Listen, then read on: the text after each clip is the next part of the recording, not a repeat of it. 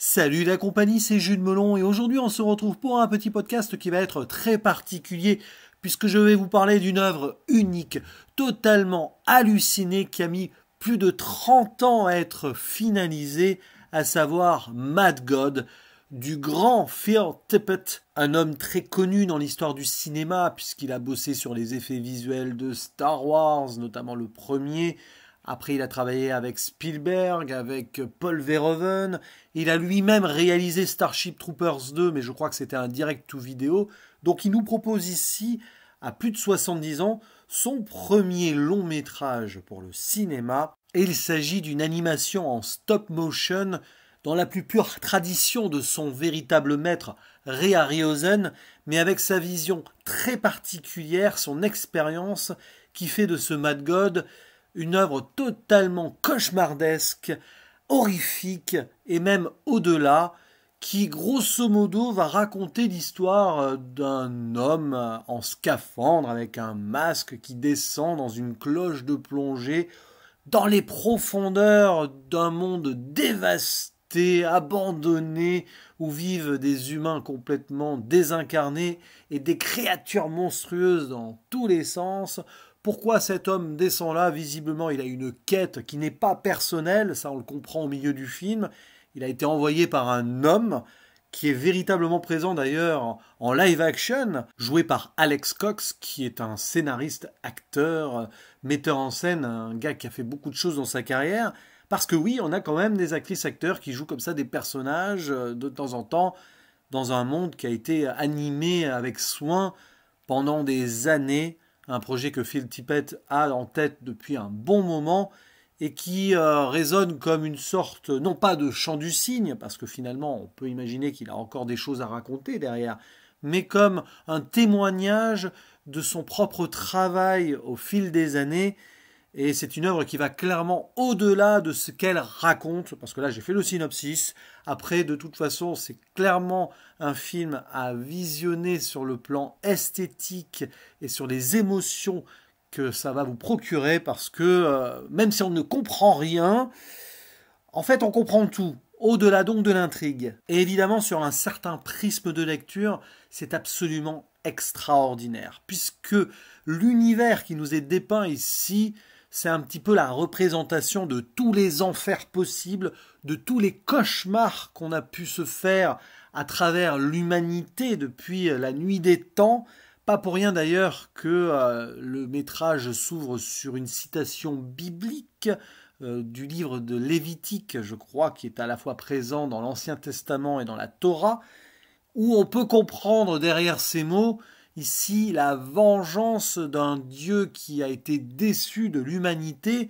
Pas pour rien que d'ailleurs le premier plan se fait sur une sorte de tour de Babel, ou une sorte d'ersatz de celle-ci. Ainsi, cette divinité créatrice devient une sorte de seigneur des ténèbres, destructeur, mais qui a quand même laissé ce monde-là avec donc des vies totalement déshumanisées pour donc les quelques humanoïdes présents et toutes ces monstruosités sorties dont on ne sait où, qui risquent de vous hanter pendant un long moment, parce que franchement, Phil Tippett, il a mis toute sa créativité ici, qui doit forcément rejaillir de décennies de réflexion au service de sa création très destructrice sur plus d'un plan.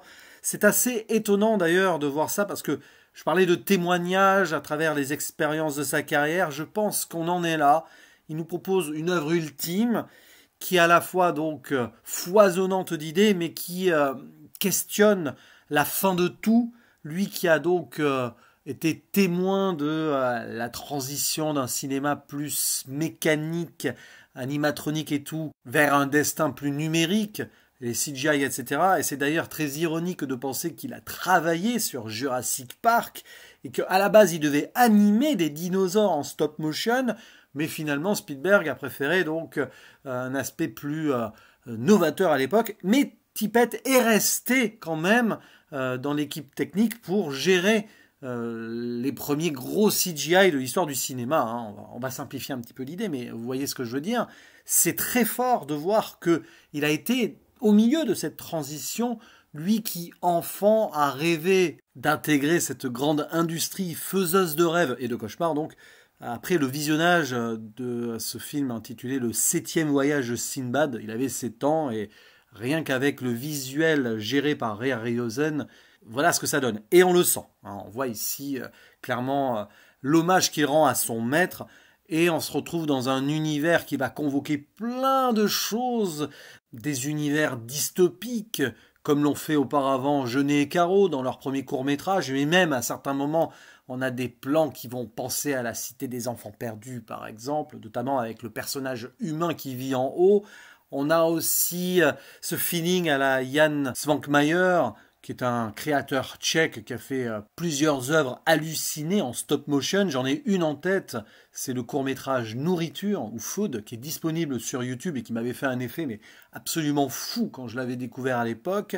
Et plus récemment, on peut aussi faire un lien avec le magnifique Jughead, sorti l'année dernière, un film japonais d'ailleurs qui avait mis des années à être fait et qui se déroule là aussi dans un univers un peu dystopique fantastique, où le personnage principal est envoyé en bas pour une mission et va vivre des aventures assez cauchemardesques. Mais là, avec Mad God, on dépasse toute forme de limite, je dirais même.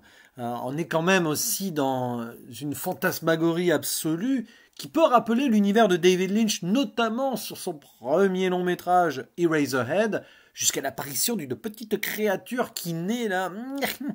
Oui, il y a ça aussi. Et donc des moments complètement cosmiques, je dirais, parce que, sans en dire plus, la fin va quand même faire un petit parallèle avec 2001 Odyssée de l'espace. Car finalement, Mad God, ça parle de destruction, de création et de destruction à nouveau.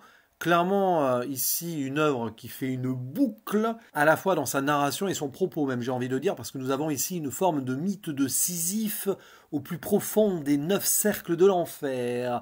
Et donc, ce cycle comme ça de construction et d'annihilation, si je peux m'exprimer ainsi, est clairement à mettre en parallèle avec ce désir démiurge quelque part que l'humanité a eu de tout vouloir industrialiser et de tout contrôler comme cela, d'où la vengeance de Dieu peut-être, mais avec une forme d'absurde, d'où le mythe de Sisyphe quelque part, puisque ce Dieu destructeur, il ne détruit pas tout à 100%, il laisse quand même ses créatures encore en vie dans la souffrance la plus ultime. D'où la quête d'ailleurs de cet homme en haut qui veut vraiment mettre fin à tout cela en se prenant pour Dieu au-delà de Dieu. Voyez le message un petit peu ? Eh bien, vous pouvez même transposer cela à l'industrie cinématographique au sens large, et on voit peut-être ici un message à la fois corrosif et ironique, fataliste, mais pas que, d'un Phil Tippett qui, en fin de carrière, grosso modo, ose enfin prendre cette liberté ultime. Il a eu la possibilité de la finaliser, surtout cette liberté-là, mais ce n'est pas non plus, ce Mad God, un film 100% pessimiste. Et là, je vous renvoie à sa finalité, sur laquelle je ne vais rien dire.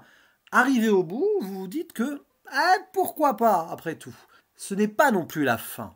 Et je m'arrêterai là-dessus. Parce que oui, on pourrait blablater pendant des heures sur ce métrage, mais tout seul comme cela, personnellement, moi, j'arrive à mes limites, au contraire d'un Phil Tippett qui les a transcendées. N'hésitez pas à dire en commentaire ce que vous pensez de ce Mad God. Je pense qu'on peut en discuter vraiment en long, en large et en travers ci-dessous. Et je compte sur vous. Je vous dis à la prochaine. Ciao.